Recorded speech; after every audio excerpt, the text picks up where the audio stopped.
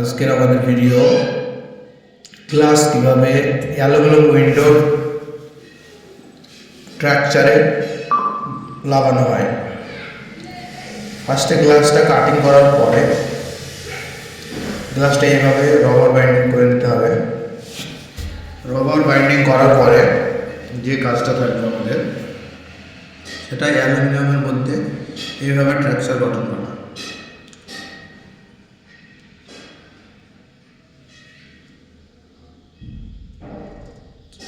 এইভাবে গ্লাসে rubber fitting হয়ে গেল, চলছে কাজ। চলার পরে এটা রবার যখন বাইন্ডিং হয়ে যাবে তখন কর্নারটা খুব ভালো করে মারতে হবে। উঁচু নেটা বা নিচু না থাকে যেন, যদি থাকে তাহলে সেটিং হবে না। এভাবে চার কোণাটা স্ট্রাকচারটা সেই গ্লাসের চার কোণাটায় কর্নার মারতে হবে খুব সুন্দরভাবে, নিখুঁতভাবে 45 ডিগ্রি কর্নার মারবে, না হলে মিলবে না। তারপরে কর্নার মারার পরে এইভাবে অ্যালুমিনিয়ামের মধ্যে স্ট্রাকচারের মধ্যে এইভাবে পড়বে।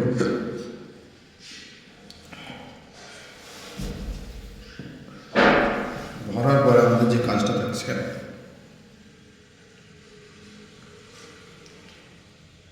এভাবে উপরকার যেটা লাগাবো ওটা এভাবে একটু হোল্ড করে নেবে, না হলে সেটিং ভালো হবে না, গ্রুপে মিলবে না। তারপরে স্ক্রুটা নিয়ে নেবে, নেওয়ার পরে লকের দিকটা ডিজাইনের উপরে সাইড হবে। তারপরে এইভাবে স্ক্রুড্রাইভার দিয়ে হালকা এনে নেবে। নেওয়ার পরে আমাদের যে কাজটা থাকছে সেটা হলো মেশিন দিয়ে মারতে হবে। এভাবে দুই ফোল কর্নারটা এঁটে নেবে হালকা, নেওয়ার পরে খাড়া করে নিয়ে তারপরে মেশিন দিয়ে মারবে। যারা মেশিন নেয় তারা হাতি মারবে। হাতে মারতে হলে একটু কঠিন হয়, একটু ভাবি স্বাভাবিক। মেশিন আর হাত করলে সমান হতে পারে না।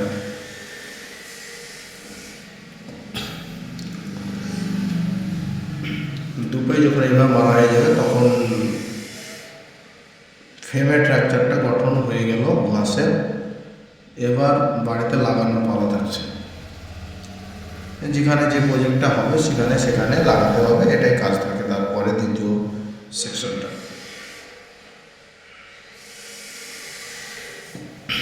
ওকে ভাই, ভালো থাকবে সকলে।